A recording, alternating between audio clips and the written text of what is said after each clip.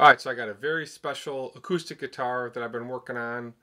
You might remember this acoustic shell I built many years ago in my steam box. I had it laying around the shop.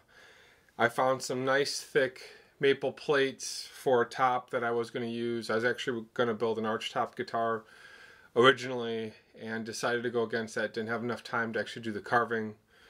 But as I was looking through all the different tonewood videos that I did years ago, I still have all that wood. I'm trying to figure out what to do with all that wood. And I said, let's make an acoustic guitar with a replaceable top. So I used these inlay template bits to build a couple different templates that I then put on the top, routed this out, and made a perfect match to the top.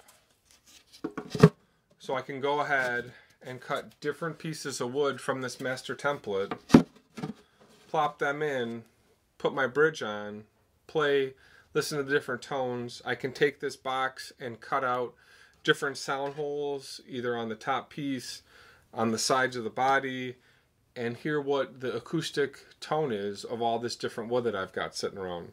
So I held everything constant. I have a soft maple top, soft maple sides, soft maple bracing. And what I'm going to do is I'm going to build a little bit of a lip going around here so I can sit the template in, screw it down with these stainless steel screws and prong nuts, and I can screw it down and I'll leave a little bit of a gap so that the wood actually vibrates and you can hear what it sounds like. I'm going to be going with a Santos rosewood Paul Faro fretboard, a 25.5-inch scale. So that scale will help keep the strings nice and tight and should allow that top to flex significantly as well.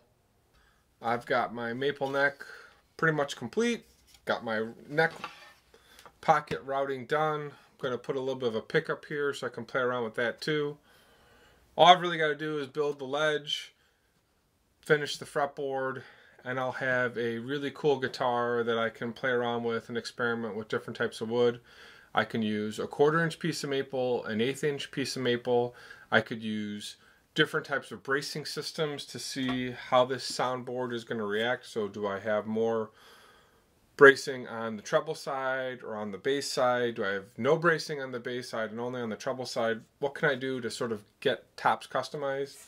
And I know this sound will only be good for this type of guitar. It's a nice wide body guitar.